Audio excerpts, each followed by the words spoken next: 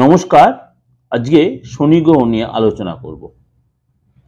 শনি গ্রহ নিয়ে আমি এর আগে আপনাদের কাছে প্রোগ্রাম দিয়েছিলাম। শনি বক্রী দশা থেকে মার্গী সিচুয়েশন আসবে মীন রাশিতে। আবার অনেকেই আমার কাছে মেসেজ করেছিলেন যে মার্গী নিয়ে দাদা সবাই দিল, আপনি দিলেন না। আমি বললাম অবশ্যই আমি সবার আগে দিয়েছি। তা সত্ত্বেও আপনাদের গোচরের জন্য, গোচর মানে শনির গোচর নয়, আপনাদের চোখে আসার জন্য আবার প্রোগ্রামটা আমি রিপিট দিচ্ছি। কেন দিচ্ছি? অনেকে হয়তো দেখেননি বা অনেকে নতুন করে আমার প্রোগ্রামটা সার্চ করছেন, অনেকে বুঝতে পারছেন না আমি আগে দিয়েছি যে। চলুন তো জেনে নিই আজকে শনির এই বক্রী দশাতে মার্গী অবস্থায় কবে হলো, কতদিন থাকবে, কি এফেক্ট দেবে 12 রাশির ক্ষেত্রে, বিশেষ করে আপনার রাশি কি এফেক্ট দেবে শনির এই বক্রী দশাতে মার্গী দশা মীন রাশিতে, আগামী কতদিন থাকবে সেটা নিয়ে চলুন একটু আলোচনা করি। জ্যোতিষশাস্ত্র অনুযায়ী শনি হচ্ছে ন্যায় ও কর্মফলদাতা, এটা আমরা জানি কম বেশি। এবং যে ব্যক্তি সৎ ব্যক্তি তাকে কিন্তু শনি শুভ ফল দেবে। যারা একটু ছলচাতুরি করবে তাদের জন্য কিন্তু শনি একটু নেগেটিভ ফল দেবে। শনি এই সময় একটু যখনই দেখবেন কোনো টাফ সিচুয়েশন হচ্ছে, অবশ্যই কারোর সাথে, যদি অ্যাস্ট্রোলজি মানেন, কারোর সাথে কনসাল্ট করে নেবেন যে শনি গ্রহটা কি আপনার ডিস্টার্ব দিচ্ছে। শনি হচ্ছে ধীর মুভিং প্ল্যানেট, অবশ্যই খুব ধীরে খুব আস্তে চলে। এবং শনির এই মার্গী হওয়াতে কিছু রাশির জন্য ঢাইয়া এবং 7.5 আবার কন্টিনিউ হচ্ছে, অর্থাৎ কুম্ভ, মীন, মেষ। কুম্ভ থার্ড স্টেজ, মীনের সেকেন্ড স্টেজ আর মেষের ফার্স্ট স্টেজ। এবং এর সাথে 6 আর 8 হচ্ছে আপনার 6 আর 8 হচ্ছে আপনার ঢাইয়া, অর্থাৎ সিংহ রাশিতে ঢাইয়া এবং আপনার ধনু রাশিতে ঢাইয়া অলরেডি শুরু হয়ে গেছে। এর এফেক্ট কবেই শনি আপনার বক্রী অবস্থাতে মার্গী হলো। শনি বক্রী অবস্থাতে মার্গী হচ্ছে 28 নভেম্বর সকাল 9টা 20 মিনিটে। সকাল 9টা 20 মিনিটে শনিদেব এই মীন রাশিতেই মার্গী হয়েছে। কতদিন থাকবে?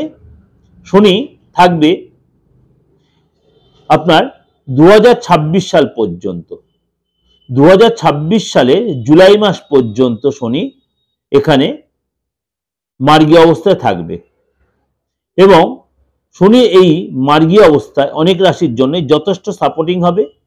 অর্থাৎ আগামী এই মাসগুলো, অর্থাৎ কমপক্ষে 8 মাস আপনার জন্য কি রেজাল্ট দেবে, শনি আপনার জন্য কি রেজাল্ট দেবে, চলুন তো একটু জেনে নিই 12 রাশির ক্ষেত্রেই কি এফেক্ট দেবে। অর্থাৎ 26শে জুলাই 2026 পর্যন্ত, 26শে জুলাই 2026 পর্যন্ত শনি আপনার এই মার্গী অবস্থায় থাকবে। কিছু কিছু রাশির জন্য আটকে থাকা কাজ পূর্ণ হবে, আটকে থাকা কাজে সাকসেস আসবে। এবং এই সময় কিন্তু আপনার কিছু কিছু রাশির জন্য একটু সতর্কতা অবলম্বন করতে হবে। চলুন তাহলে জেনে নিই আজকে যে আপনার রাশির ক্ষেত্রে কি এফেক্ট হচ্ছে। কন্যা রাশি, কন্যা রাশির জন্য আর্থিক দিক দিয়ে আপনার অনেক বেশি সংযম থাকতে হবে।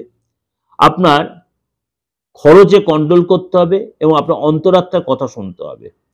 কোনো কারণে বড় খরচ বা ইনভেস্টের ব্যাপারে প্ল্যানিং করে যদি না এগোন তাহলে কিন্তু আপনাকে চাপে পড়তে হবে। এই সময় কিন্তু আপনার খরচের ব্যাপারে, বিশেষ করে খরচের ব্যাপারে বা সম্পত্তিগত ব্যাপারে তাড়াহুড়ো করে কোনো সই সাবুত করবেন না। এই সময় কিন্তু আপনার হঠাৎ কোনো চাপের সম্মুখীন আপনি হতে পারেন এবং এই সময় অর্থ বেরিয়ে যাবে এবং খরচের ব্যাপারে অনেক বেশি বুদ্ধিমত্তার পরিচয় দিতে পারবেন আপনি।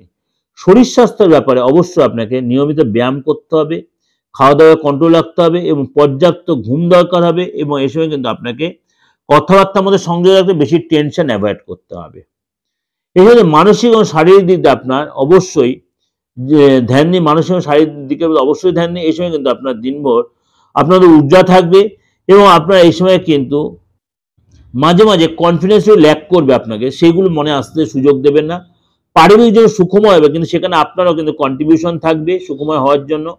পরিবারে কোনো পুরনো মতভেদ বা অশান্তির পরিবেশ হলে সেটাকে আপনাকে কাটিয়ে উঠতে হবে, সেটাকে একদম ডিপ্লোম্যাটিকভাবে কাটিয়ে উঠে অনুকূল পরিবেশ তৈরি করতে, অনুকূল পরিবেশ থাকবে।